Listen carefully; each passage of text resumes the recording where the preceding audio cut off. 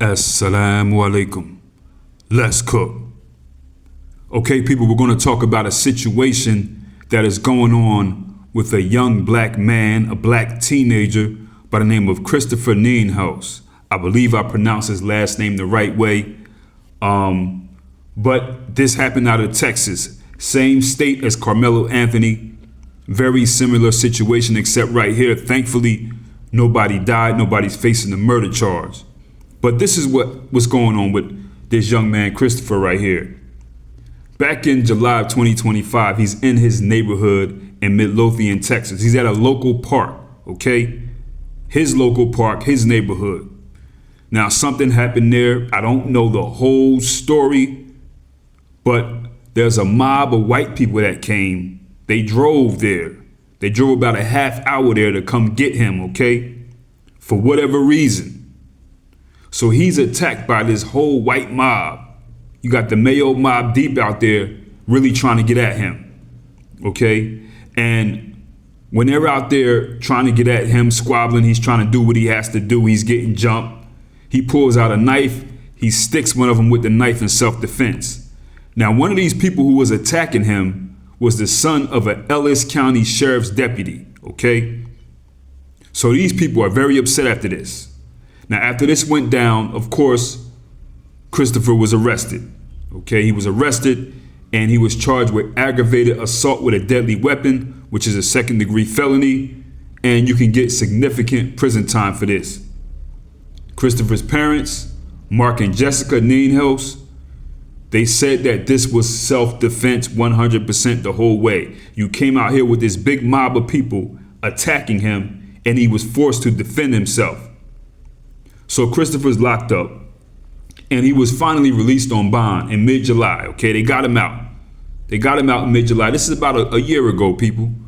And for the next 6 months, he remained in the community where he was supposed to be. He did not miss a check-in. He didn't fail any drug tests. He didn't violate any conditions. His first court date was scheduled for December 3rd, 2025. They all showed up, but the prosecutor didn't. But Christopher and his family, they showed up. So no hearing occurred. This case was reset for January 23rd, 2026. Okay? Now on January 23rd, 2026, Christopher shows up. He did what he was supposed to do. He reported to this pretrial service. He completed a urinalysis, and they still arrested him. They arrested him. Now that's where the problem comes in, okay? They claim that they arrested him because he had previously failed to check in at some earlier point, despite the fact that his family has documented compliance showing that this family did everything that they were supposed to do. They provided documented proof. Like, what do you mean? What are you arresting them for? Okay? They were there every time, complying, doing what the courts ordered them to do. They still locked Christopher up. Now, they were in this place called Midlothian, Texas, people. I mean, this is a predominantly white town. The next predominant race is Latino. And then you have black people, biracials or whatever, predominantly white. Very racist place out here.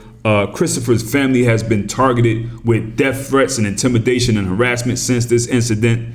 This town is known for this towards black people. This family right here has a history of mistreatment and discrimination and harassment from the Midlothian Police Department, the school district, and now you have the Ellis County Sheriff's Department because the person who was stabbed, one of these people who was trying to attack Christopher, was the Ellis County Sheriff Department's child, okay, his son. So this is what they're going through out here with this. July 17th, 2025 at Midlothian Community Park, my son was attacked and outnumbered by a group of kids. In that moment, he faced violence, racial slurs, and threats, including being told that a gun was present. Surrounded, spit on, and called hateful names, my son feared for his life. In defending himself, he injured one of his attackers, who happened to be the son of an Ellis County Sheriff's deputy. Since that day, our family has been subjected to harassment, intimidation, and death threats. This has not only come from individuals, but also through the unjust treatment we have experienced at the hands of the Midlothian Police Department and the Midlothian Independent School District. This is not the first time my family has been targeted, but it must be the last. As a combat veteran of both the Iraq and Afghanistan wars and a two-time Purple Heart recipient, I didn't risk my life on behalf of my country only to be threatened with death and the death of my family because people don't agree with my son defending himself.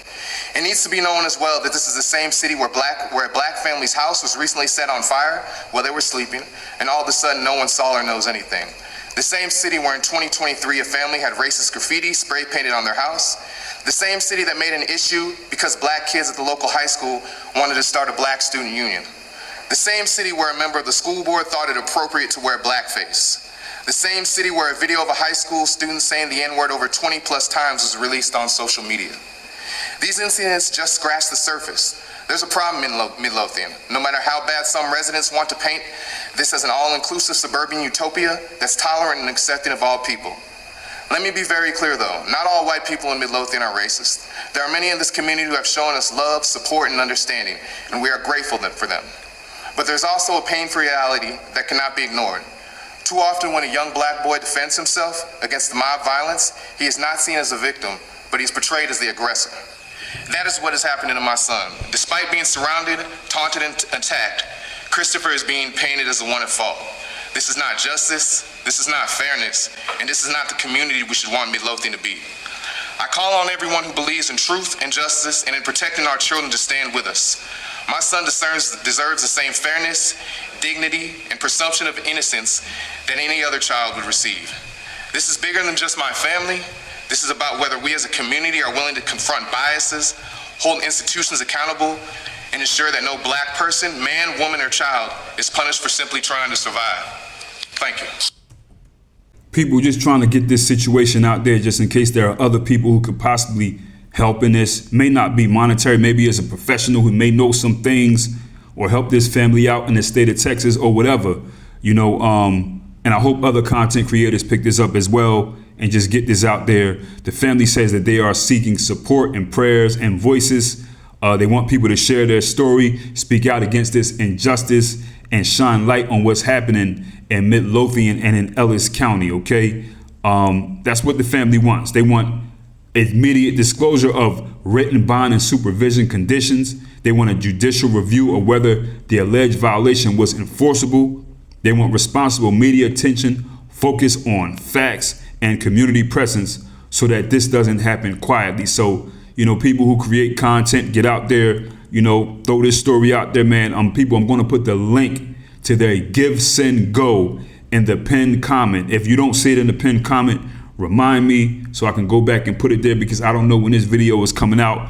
But really messed up situation. It seems as though now this family is dealing with this racial bullying due to the fact that what happened, when black people, when we defend ourselves in these situations, even when we're in the right to defend ourselves, if we hurt one of them, they get very upset. These people don't care about right or wrong. They would much rather see the black person on the ground with skin kicked off our forehead, people stomping on us, eye sockets all broke up. That's what they want. They don't care, even if you're in the right. So these situations really do hurt their feelings when the black person gets off on them, hurts one of them, knocks them out, washes them up or whatever. In this case, he had to stab one of them. Look how deep they was out there. So this stuff really upsets them. So now they go ahead to the racial bullying and all the other stuff, which is this basic white people, and that's what they do. But people, get in the comments. Let me know what you know or think about this situation. Also, link in the description to my masterpiece, The N-Word is No Secret in the Service, and link to the email list as well. Go ahead and holler at that so that you know what the content is, just in case YouTube start YouTubing. Easy.